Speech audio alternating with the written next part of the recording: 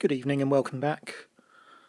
I'm aware that I promised an upcoming video on the issue of payments from Cheshire Police to a company run by Caroline Cheetham, who made the Daily Mail podcast. That will be coming up soon, but in the meantime I need to do a talk on the issue of the blasted green note. Because today I was going back over some of the Daily Mail podcasts, listening to what they were saying again, and I've listened to a couple of episodes I hadn't heard before, and one of them is episode 30, and the first thing I was planning to criticise was that they seemed to needlessly recap over a lot of the prosecution points that they'd made in the earlier episodes. So we'll start today by taking you back to episode 14, when we explained the death of baby I. But there's something else really important here that's come up.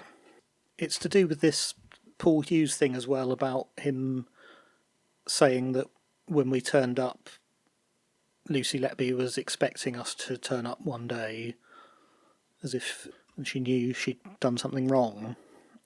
So this is the close of the prosecution case, episode 30, where they are reading out the transcripts of Letby's police interviews. I think they got DS Stonia to play her part. Presumably in the Mail podcast it's somebody else again reading them. There's this discussion in the police interview about the green note. Now, I'd said in the last episode that we know it must have been written after she was aware there was a police investigation. For the pretty obvious reason it says on it, police investigation. In the police interview, though, they ask her, when was it you were feeling like things were spiralling out of control and you wanted to kill yourself? And she says, when I was removed from the unit, and that was July 2016. And they, instead of correcting her and saying, look, this note says police investigation, so you must have written the note later than that, instead they go with her guess of the date, although she didn't actually say it's the date she wrote the note. She said it was when she started feeling like that. And then they ask her, why did you say there's a police investigation before there was one? Now, we heard there in that interview that in July 2016, Lucy Letby was removed from the ward, but the police had not then been called in, and she was not told by hospital managers that she was under suspicion for anything criminal. So the police wanted to know why she appeared to think at that stage they would be called in. And this obviously confuses her, and she doesn't know what to say. So how does competencies, or when people call into question your competencies, how does that lead to a police investigation? I don't know, I just panicked. And this seems to then prevent her from giving the obvious explanation that when she said, I killed them on purpose because I'm not good enough, she was just writing down the accusation that was being made, because that accusation hadn't been made in those terms in July 2016, as far as I'm aware.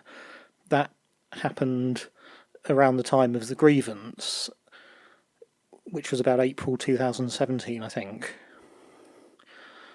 So the police seem to have misled her into not giving the obvious and clear explanation. And this has been bothering me for a while. Why didn't she just clearly say throughout, when I wrote that note, I was writing down the accusation against me, and it changed over the period from you've harmed them accidentally because you weren't good enough to you killed them on purpose. So that is the only reason that it would make sense to write it down in those words.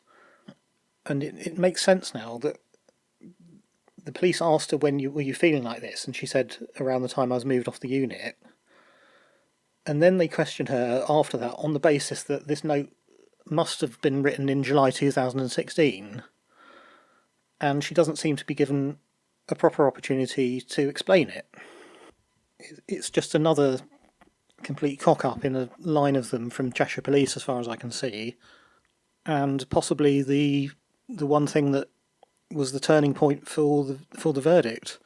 Because maybe if they hadn't misled her into telling her that she must have written that note before the police were involved, when that clearly can't be the case, because nobody would ever write police investigation crime number because they are predicting that one day there will be a police investigation or there will be a crime number. That doesn't make any sense, even if someone was guilty in the context of the rest of this note. It doesn't make sense, and it can't mean that. It's protesting I haven't done anything wrong and slander, discrimination, victimisation above it.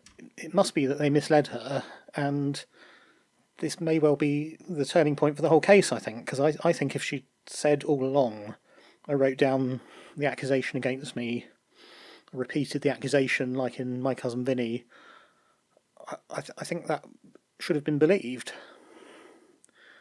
So there we go. I'm going to keep this video short. We'll be back at some point with more information on the payments the police were making to Caroline Cheatham's company. But I just wanted to get this one out first. See you next time.